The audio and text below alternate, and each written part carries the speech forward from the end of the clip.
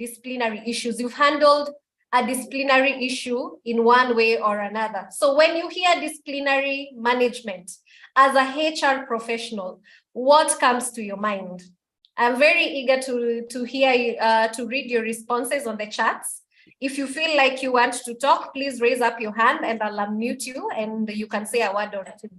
So disciplinary management, what comes to your mind? Alice, Brian, when you hear disciplinary management, what comes to your mind?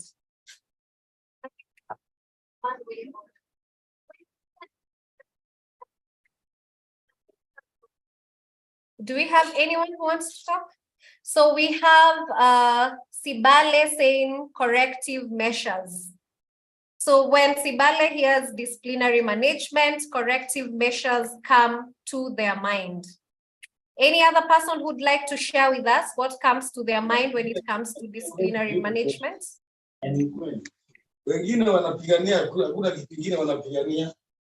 All the associations.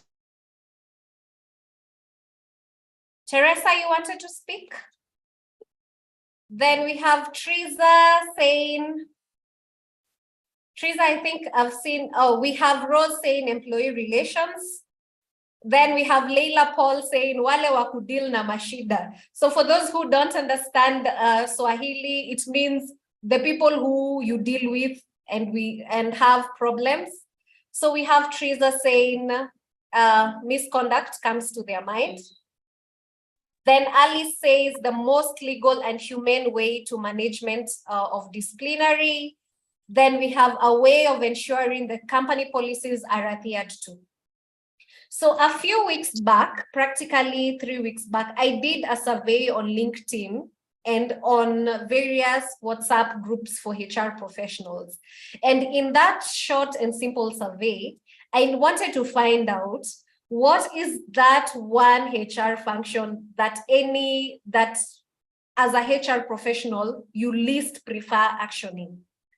And interestingly, 67% of the responses that I got said that they don't like dealing with disciplinary matters. And I think in this chat, Nelson, if you allow me in this call, I'd want to know, why don't we like dealing with disciplinary matters? Before now we move to the meat of our presentation. Why don't we like dealing with disciplinary matters? Or just to put it in a more positive way, why wouldn't we rather deal with other HR functions such as engagement, recruitments, and not disciplinary matters in particular?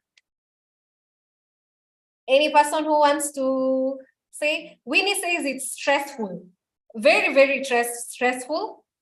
Then we have Alice who says it's time consuming. Yes, I agree with you, Alice.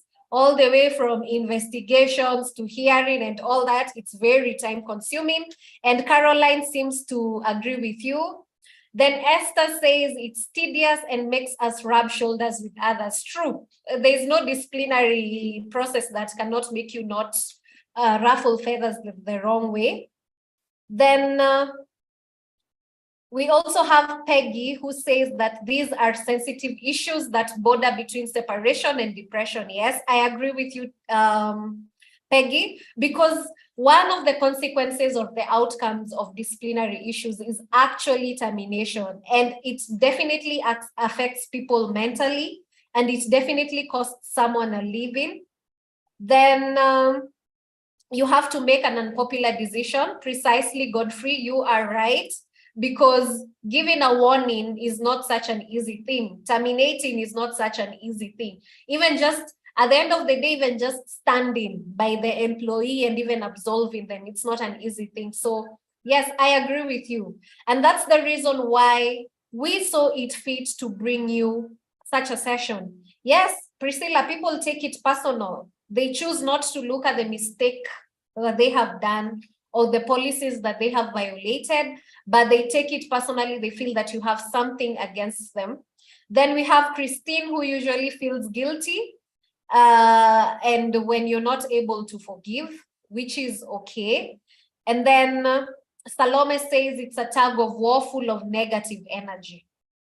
So as most of you have rightfully said, disciplinaries are actually physically and mentally tedious to take, because we all know, as per the court cases, one of the things they look at when they're arbitrating disciplinary matters that they have escalated to them, number one, they check on the reason for the decision that you've made. So the reason has to make sense. If you've decided to terminate someone, the reason has to make sense. It either needs to be on violation and being guilty of gross misconduct, or violation of any policy. So you have to prove that the reason you've given is reasonable. Secondly, they look at the process, the due process that you followed. And all of us, we know that the due process is not easy. From just getting the allegation and determining if it's worth going the disciplinary way or not. Secondly, doing your investigation. And investigations can entail so many things: getting statements from people, viewing CCTV cameras, digging reports, digging the systems to get all that. That can be really tedious and it can take time. Sometimes you're even forced to involve higher authorities. Then thirdly, just that whole disciplinary process of informing the accused about the disciplinary, and that is where the documentation actually escalates. That is sharing the show cause letter, reviewing the show cause letter, inviting these people for hearings, taking minutes during the hearings, evaluating all the evidence that you have, and making a decision out of it based on either the Employment Act or existing company policies. Then thirdly, communicating that decision that you've made, the outcome of the disciplinary, to the person. Then fourthly, how these people actually take the decision, especially if it's a hard decision. If you're choosing to give a warning, if you're choosing to terminate, if you're choosing to summary dismiss, that whole process, know that it is mentally and physically consuming. I will give an example of something that happened to me just it's actually a month ago, whereby I completed the disciplinary process. And when I was issuing the decision was actually to summary dismiss. This employee actually went into a clinical shock. And what I had to do, number one, I had to seek medical attention for this employee. The employee had to go for counseling. And then finally, after they were well and it took time, we had to go through the whole process again for them to understand that, yes, this is what has happened, and this is the decision, and these are your rights. So to me, as much as I was being the strong HR person driving the process, it actually affected me mentally to some extent, seeing a person go into clinical shock and having to work with them until they are better again. So that whole process of issuing the verdict is not easy. And woe unto you if that disciplinary process goes into an appeal. It's a whole lot process, putting the documentation together, putting the appeal committee together, the appeal actually reviewing every single thing, making a report and making a decision.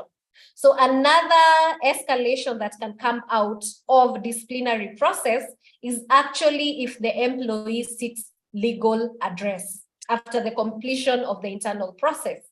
And this is usually among one of the greatest fears of HR professionals. And at this juncture, you need to put your evidence together. You need to review your whole process together. You actually, even to some extent, need to engage external company lawyers, brief them and all that. And we all know in Kenya, the way these disciplinary cases go on and on and on. And actually, a report was released today that we have more than 10,000 cases pending in the Employment and Labor Court, the Employment and Labor Relations Court. And 6,000 out of these are in Nairobi. So you can imagine, if a case is launched today, chances are it will take the next 2-3 years before a decision is made. And sometimes the decision is made in favor of the employee or in favor of the employer. But that whole process is quite tedious on the employer. And in this case, read the HR person, as well as it is tedious on the employee. So in that case, what makes all these processes tedious and just ensuring that you cover your back? It is documentation. And I think from this juncture onward, I'm going to let Nelson take over the session and just guide us on how we can make it right when it comes to our documentation and reporting, so that we can make also subsequent decisions, enhance our policies, and just make the whole disciplinary process employee friendly, as well as HR friendly, as well as organizational friendly. So Nelson, allow me to loop you in at this juncture so that you can take us through the presentation for the day. Yes, Anne, thank you very much. And that has been elaborate. Actually, I was thinking that this time around, I've given out the moderation to someone who has the content than what I have.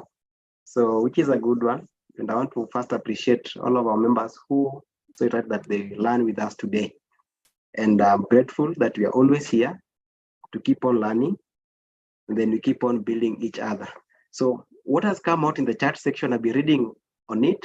And actually, I think since 2020, I've not been much involved in disciplinary process in terms of handling the cases, because that's when I came into data analytics, into HR. So I've been trying to take myself out of the real process. So sorry, Anne, for what you've gone through. I remember some time back, I also went through the same thing, but I tried to proving to be tough.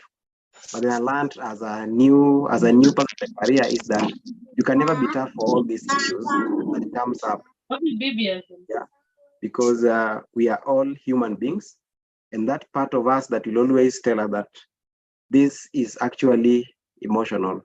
We need to be empathetic at given points. So mine today is not much about the process, because I know you know the process. Now, as we are looking at it from the data perspective and evaluating it, just to see, just to paint a picture of what we go through. So that's where I'm coming from. And mine is purely on the data side of things. So all these things that we do, we have data that we generate out of it. So I've prepared something for us today that you can actually have a look into. And then from there, you'll also be able to now go and replicate the same thing if you wanted to replicate the same thing in our company. So do we have templates in our companies? Just a question on tracking disciplinary cases that we have. Anyone? Do we have templates in our companies in tracking disciplinary cases? Do you have one? Okay, Sibalhe has, Alice, yes. Helen doesn't have. Can you just get it coming up very fast? There are people who does Excel, good enough. Okay, so. Yes, because we are learning together and we are all peers, then you want to see what can we add into our template. And once you are done today, I'm saying this because I know it has been a problem sometimes in terms of sharing this template. So because sometimes I get into a problem with my email address in sharing to everyone, so I may not be able to share. So today I want to share it in the chat section once we are done. So please be with us. Get your template today after we are completed doing this, what I'm going to do today. So I've built a simple template here based on ISO on HR. I don't know whether you know there's an ISO for metrics and analytics. So if you know, then we are having something here on ISO. So my template here attracts people from, it now attracts various areas that we need to look into. So number one, we are tracking employee number. And I have missed employee name in the second column because employee name comes with employee number. So it's almost the same thing. Then gender is the next thing that you also want to track. We just want to know who amongst our gender are falling into these incidences. So nowadays gender can take any form. So you can actually edit to actually manage within your company diversity. But they're looking at year of service. Remember, year of service can also affect. Yes, and you can be able to assist in Muting, yeah. So we are looking at, can we all mute?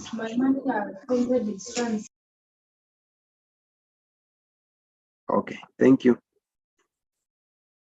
So we're looking at year of service. Remember, there are some cases that people will only fall into because they're still new. Yeah. There are cases that people will fall into because they've been in the system for so long, so they know how the system goes. So they can flout the procedures because they know there's a gap somewhere. So that also you need also to understand as you listen to those cases that that you're going to handle. Then there is a department. So which department are you in these cases? Should there be a scenario where we can say that this case is linked to this department because of these issues? Then you can categorize them as misconduct, minor or major. And I'm bringing in performance discipline because this is where we're not going to discipline you in terms of warning letters or that. But what we're looking at is this at this point is that you have gone through the PIP and all that, but you have not been able to go successfully. So we are having a discussion just to discuss your performance and why you cannot perform better, but taking a process of a disciplinary so that we can actually allow you a good space. Then the timelines where we are raising these issues for the companies that work on seasonal, where they have seasonal customers and seasonal guests coming in, then you might want to know whether are we having cases when we have less customers or when we have more customers or nothing changes in our company, so that you understand. Sometimes, like in hospitality, where had been, or even manufacturing, when you have a lot of a lot of demand requested from your side, people tend to work longer hours. So people are working longer hours, or they want to achieve very fast. Then there might be some issue that comes out because of trying to achieve better. So that's what we also want to understand. Then days you take to close your cases. Remember, we are saying that in Kenya, in our country here, Kenya, for you to take a disciplinary case from start to the end, if it is a minor misconduct, we are going to give a warning letter, then averagely about 7 days. Factoring in the notice period once you give a show cause letter, notice period to attend the hearing and all that, it will take you almost 7 days. So we're saying that how long are you taking? And again, if you take longer internally, then there's a problem. So you also want to understand that turnaround time. Then which actions are you taking? And we also will see from the graphs, what are we having in terms of actions that we are taking as a company? Remember, if you're giving more dismissals, then you must be having major misconducts happening. And that one, I tell you, not that people are indisciplined in that company, but it is because there's something that people have learned in your policies that they are flouting every now and then, and they're enjoying it. And as we say always, that everybody might be a thief or might be having that bad habit. The only thing is that we try to constrain ourselves due to rules and regulations. So action that we're taking here will also tell us whether you're discussing things with the employees first, are you taking the first level, or are you the one goes on dishing out letters? Now, appeal status now gives you the effectiveness of your cases. Assume that every time you do a case, the case goes to labor, the labor comes to you, they find you that you didn't follow the procedure. Every time you do a case goes to court, and the employee always wins. It shows there's something wrong in your effectiveness of disciplinary management. That's what appeal means. Appeal can also mean that you are giving people a chance to retaliate back, and in a good way, saying that, yes, I have agreed that you've given me a letter, but would you explain more? Yeah. So it's not that you're giving employees a chance to come back to you and tell you what they feel about the procedure, or you're also telling them that I am open for feedback. Come to me, I'll help you. Then disciplinary management process satisfaction.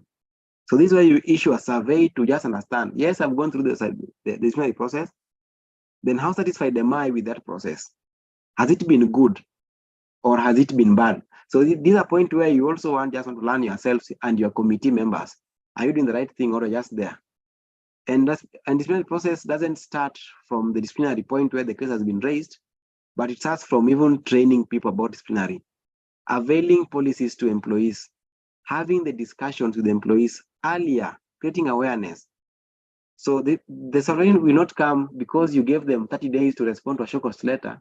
It won't come in easily that you're now going to score 100. Then ISO requires that we also train our employees on compliance. Every policy, every procedure in your company, employees should be able to have read them or you have taken them through so that they understand their rights, their freedoms, and their don'ts and do's. So we're also tracking that. So for this case, we're only tracking attendance, compliance training attendance for people within the disciplinary who have been reported as having disciplinary processes. So what do you think I have left out that you find more critical in your data set for those of us who already have this template, or you recommend to have here? Don't know whether we have someone that feels like we are missing something in this template. And can we get the answers? Yes, so no feedback in the chats yet. Okay, so yeah, date. Go on, Nelson, sorry. So someone is asking date. So which date are we talking about here? Date of reporting, date of closing, date of issuance. So date is a wider part of it. And I think I've covered date in terms of days to closure, fix the date. But we can make it bigger and have date of reporting the case and date of closing the case. Then we have got that. Eric, Macau, maybe you can explain further so that you can be able to know. Yeah. We have Alice saying it's very comprehensive. But I think, Nelson, one of the things that we can put here for purposes of just tracking purposes is who made the allegations against the employee. Okay. And this can be data that you can just quickly hide so that you can get a trend. In this way, you will know if at all a certain manager or a certain employee always complains about people or something and all that. Yeah, case reported by, yeah. Let's just have that point, okay? Or the team that was in the hearing. Okay, so we say that we can also add the team that was in the hearing. That's also okay. But again, because we're going to write your disciplinary meeting minutes, I think that one will go there because it's a whole list. Yeah. Okay, someone has also added grievances into this, which is okay. The chairperson is always one person, so probably we can have the chairperson being part of the thing that you want to do. If your company always changes the chairpersons, I remember in our previous place, we used to change chairperson so that we don't have one person making recommendations every now and then, because they'll always feel that it is not the right thing. So probably we might add chairperson.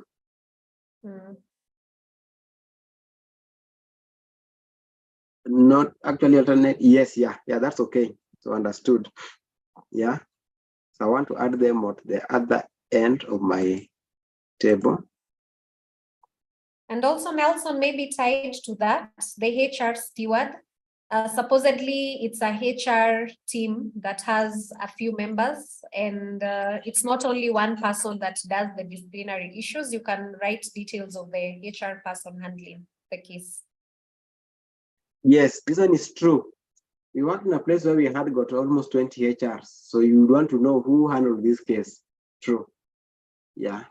Union representative, union leader, that one, I think that one always, we can also get it through the, once you have the chairperson, I believe with the minutes, you can have the union, which is still okay, but you can have union representative. So these are just recommendations that you can have. Remember, the more data you have in this Excel, the more work you'll be doing in data entry. So how do we make data entry easy? We can maybe discuss that one some later date. Okay, any other question, any other area that we feel that we need to add on this? We need to add to this table that we're having here. Okay, so as they come in, now, I know most of us don't do DM, disciplinary management process satisfaction. Once someone has been issued with a warning letter they leave it at that point, we go our way. But we are asking ourselves, yeah, can we issue a survey that will just tell us how people feel about this process? And specifically people who already have gone through the process from the point when they were trained, when they joined, they have seen things happening, they got themselves into a trouble and the case was closed. We need to ask them some few questions. So I've developed a simple survey here that I will also share within this template here, so that you can actually have it. And if you want to use it, you'll also use it. You want to empower our team members, our HRs, you use that. Now, we have this data that we have here.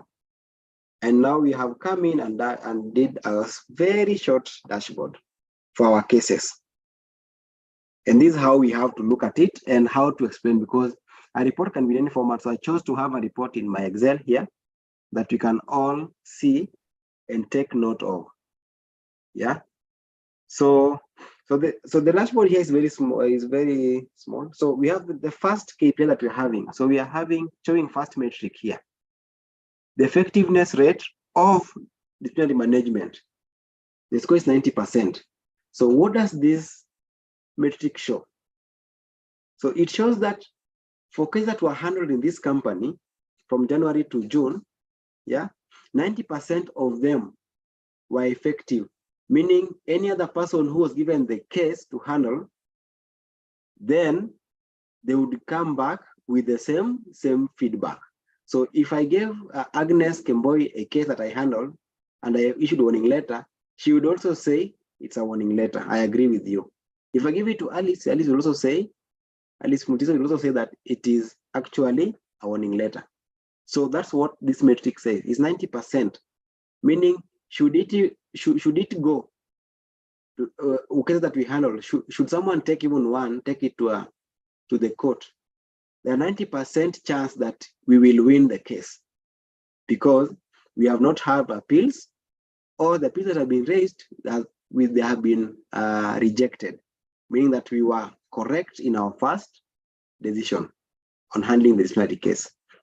So it shows that we are actually following the procedure that we have internally. We are within the Employment Act or the statutory guidelines. We are within the ISO and all other standards that we have set for ourselves in terms of disciplinary management. Then average turnaround time is that should a case come to us, how long should we wait, or how long will the case take? If it is 14 days, that's okay. So we are saying that our turnaround time is 14. So this 14 means that should a case come to our desk, we will take 14 days on average. So some will take less, some will take longer, but that's our timeline that we are looking at. Net Promoter Score, now this is satisfaction of that process that you're having. Yes, everybody said that at 90%, yeah, we are good with our cases. We are doing very well at 90% effectiveness. But the process itself, from how you train us on policies and how you handle us during the process, we are not saying that you are good enough. We need to work more. And how do we get our 90%, our 46%, a negative 46%? We take those who are scoring us higher, but those who are scoring us lower. So I'll show it in some of the graph down there. We'll see on the chart. So that's our satisfaction survey that we do on what we have here. So it will give us NPS. So once you get your scores, we need to have a session again and take you through how to get an NPS. But we are saying that we are still low, below anything that is below 1, meaning that you don't even have a promoter, someone who will talk about you. So almost everybody in the company thinks that you are doing it wrongly. Though you've been winning most cases, but you're doing it wrongly. They don't appreciate the process. They're not happy about it. Now, you can now check on the gender. Now you can just see who is falling into these temptations of these cases. So you'll have them.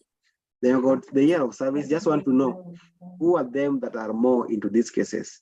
Then you can drill in and understand who are we looking into. Yeah. So you see that 1 to 2 years, 3 to 4, there's a problem here. Could it be a policy issue? Would it be a culture mismatch? All that. Yeah. So now all that you need to understand and find out why are we having these people who have been here for 3 to 4 years into this category here. Then 7 to 8 has also gone higher at 5. So you can now understand and make yourself and acquaint yourself with it to understand why we're having this. Then case trend line, what we just talked about is we're asking ourselves, when do we have most cases and why? Why did we have more cases in May than in March? What happened in March? Did our people become more disciplined than before, or what's happening? Just want to understand the dynamics. And when we understand the dynamics, we're understanding your people, because it's people who do this, who commit this misconduct. So if you understand what's going on the ground, then you're understanding your people. Then action taken. So it's believed that if you're giving people verbal warning letters or dropping some cases, you are listening to, and you are offering a listening ear, in that you are able to start from the discussion point of view, where you give employees chance to tell you and you listen to them. And you not rush to give them termination letters or warning letters, but you're understanding until you say, okay, this one here is a minor misconduct, so I'll give you a verbal warning. So you are trying to actually utilize the first approaches, verbal warning and written warnings. It shows that people are committing offenses that are minor, but again, you're also trying to make them understand why they're doing that.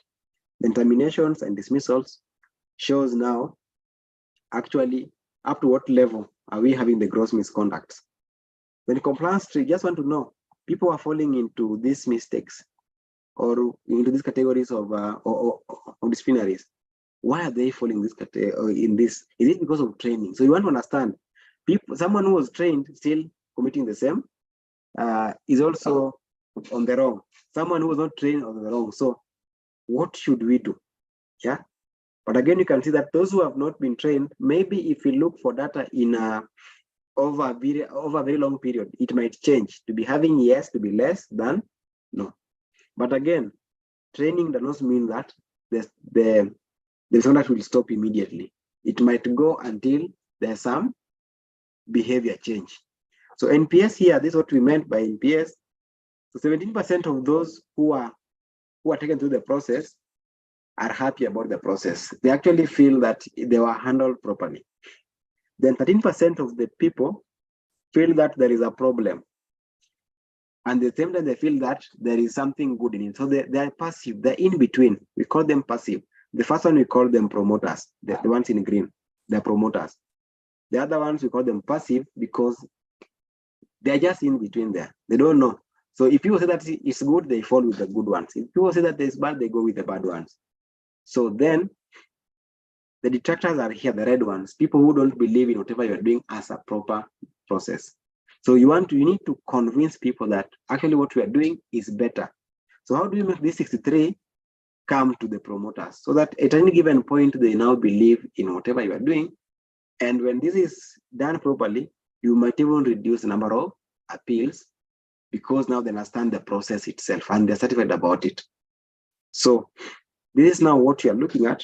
And you're saying that should you have this, there are barely 6 charts and 3 key metrics that you could be using to write your report. And then you are able to have your report stand out. And now from this, you can now, as you go deeper into understanding each aspect of each chart, you can now get what to write as part of the report and explain it further and advise on actions to be taken. So if I'm having a promoter score of minus 46, then I would want to go back to my survey and look at amongst these 9 questions, where am I still not performing better? Then from there, you can now explain your net promoter score.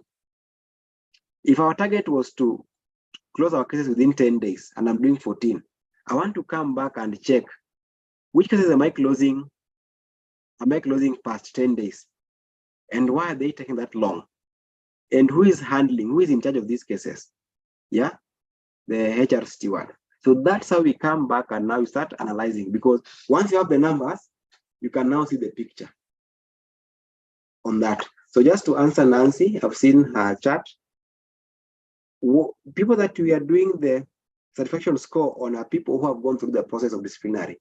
So we now get an employee whom we have solved the case of. So if it is this employee here, employee number 1030, we now ask the employee, how was the process? Then they'll give their feedback. So it is them that we are doing the satisfaction on that, because they're the ones who have been served from the training to disciplinary action point of view, and now they have been given final action. So they want to say what they felt within the process.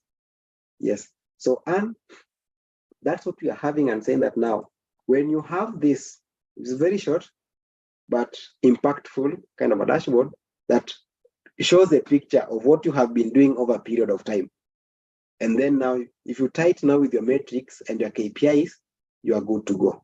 So I wish to stop there, get questions that might come in before we issue, as we'll be sharing this now also on the chat section for that download. We will also have some airtime actually for grabs. So if you're quicker in typing, be ready with your phone, both Airtel and Safaricom numbers. Be ready for that. Now, one thing with our template is that it is a very good template in that you can actually refresh and everything here, it calculates itself. So let's assume that we are adding some data to it.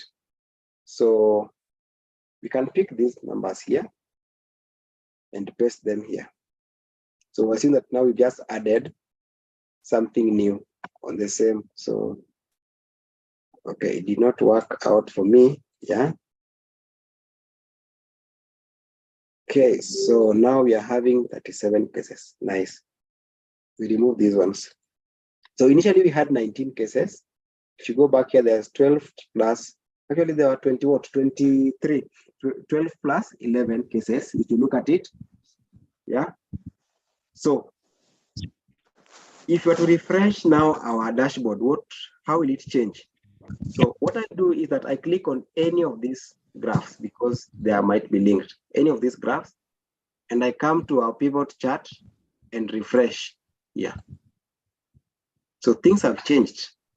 And now that's now I don't need to come back and start writing all this again. Yeah. So, and I want to stop there and allow us to, those of us who have questions can ask. So Eunice has asked a question, and I know she represents the minds of the majority of everyone. So how objective will our survey be, considering that the affected employee might either be genuinely aggrieved or might have perceptions that will make them aggrieved? Yes, those are always there. The same to customer service survey that you always do. A customer will give you a score, right? And you have to believe in it. If a customer comes and you ask them, how was our food? How was our bed? How was the service that I was offering? So there's always some part of subjectivity in the surveys that we do. Yeah. And there's always objectivity as part of it. So we're saying that, remember, what you're doing here is you're looking to improve your processes. So you need to explain to the employee that whatever we are doing is to help us improve this process. Because remember, if today we are issuing you a warning letter, yeah, and it's a behavior change, tomorrow you can still come back. And if you come back to the wrong process, will you be happy about it? No.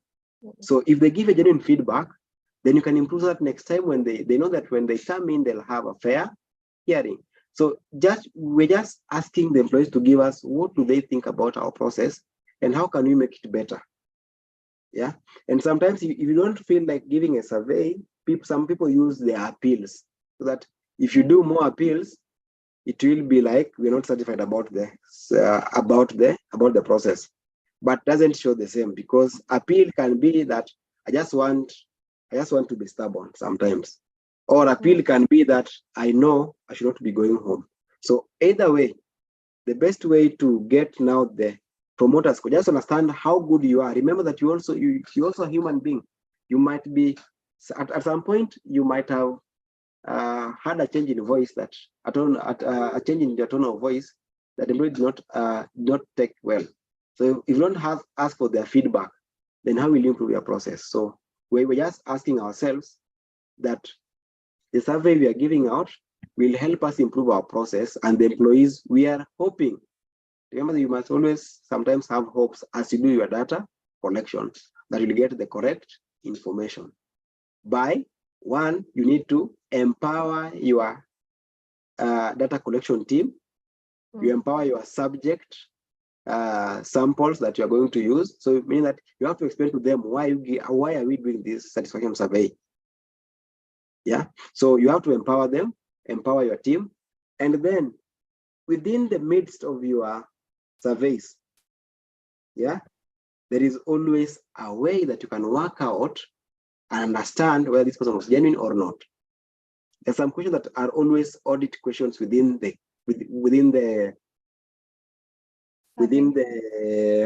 how will I say, within the survey. So you ask a question number 1, the same question you ask in number 10, but in a different format, but the answer should be the same. So if you find that the answer is not the same, you know better that there's a problem here.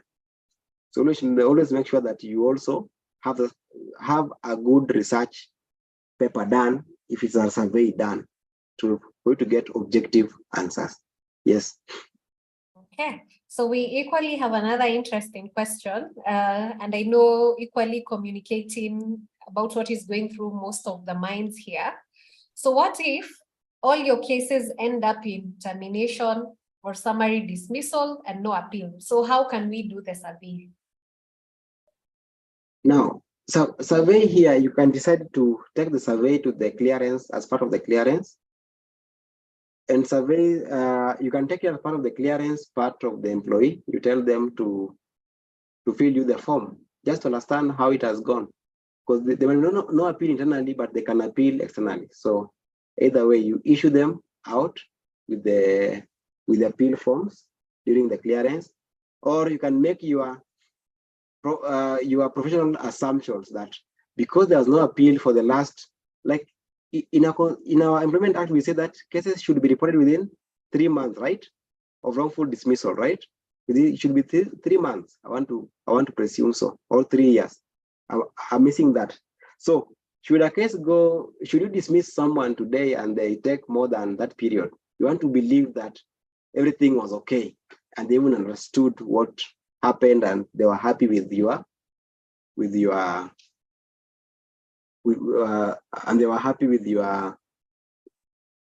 process. So you can either decide to do it during the exit. Sometimes you call someone after some 2 years, ask them, or 3 years. The problem is that we don't stay in companies nowadays. Even the HR don't stay longer. To call someone they fired and understand how they are doing when they were there. So it's also a process that you can also use to get your data correct. Yes. And maybe to add on your sentiments, as a HR practitioner, if you find that 80% of your disciplinary cases are ending up with termination, that is also feedback in itself to you. That calls you to check and see, why are the disciplinary cases so extreme? Is it because your policies are not well understood? Or is it because even your process is flawed, you're too quick to terminate people? Or is it that the employees are out communicating something? So that is also feedback on itself. And I can see Irene says it's actually 3 years that you need to communicate the cases, which is true and all that. And I can see some sentiments here, whereby Akunda also says that the line managers handle most of the cases like absence at their level. And by the time a case comes up to HR, the staff cannot be redeemed and end up being dismissed. They go to court and the employer wins or pay out of court. This drives me to the question, what is the scope of control you have as HR in all the HR functions that are happening in your organization, even if they are not centralized? I think as a HR, you need to have like a bird's eye view on what is happening, and you need to take up that advisory and audit role very seriously. Yeah. So not unless, Nelson, you have anything to add around that on the aspect of a lot of cases being handled at line manager level. And by the time they're coming up to HR, the employee cannot be redeemed. Okay, to what I will say is, what we will say in normal cases is that once you have delegated the duties, you've trained your team, HR and HR, it's okay. But remember that you still have the oversight to understand what's happening. So these cases, as much as they're handled there, you must also have them in your records just to know what's going on. Just like finance, they give you money to go spend, but they'll be asking you, how did you spend it? Because they know very well that when KRA comes, they won't come to your office. They don't come to your office, they'll go to finance office who deals with taxation. So the same thing applies to us here. Yeah. Okay. So I can see no further questions in the chat. Just guys appreciating the session being profound. Thank you so much, Rose Milcent. I have to get this right. Milcent, thank you so much for the compliments in the chats. I can also see Helen, one of our very ardent followers on HR Tech Talk, saying the discussions was insightful. Paris also said the discussions were insightful. Paul, thank you for your compliments, very informative. And Priscilla, actually appreciating you for the quality of presentation, Nelson. So I applaud you on her behalf as well. Yes, Paul, I agree with you. We need more of this. And disciplinary issues is something that we cannot exhaust in one sitting. Even just documenting itself is something we need to sort out. And we are going to discuss offline with Nelson and see how to address all your disciplinary issues management needs so that we can be confident when you handle that frog. Allow me to call disciplinary issues the frog of HRs. That thing that we'd rather not do. But at the end of the day, if you do it well, speaking from experience, you actually gain credibility as a HR person. If you treat these employees right, you actually gain favor in their eyes. Like for me to date, I have people whom I terminated 5 years ago, but we are very good friends. They're like, I like how you handled me during that particular time. And also just looking at what Nelson has presented to us, the dashboards and the reports. Imagine you're going for your performance review reports, and when you're handling disciplinaries, this is what you unleash. Your line manager will not look at you the same again. You're showing just these trends are clear, the facts are clear, the figures are clear, and it's just getting your trackers and your matrices right. And you are bound for greatness in your organization and others. So allow me join the team in the chat in just thanking you, Nelson, for that elaborate presentation.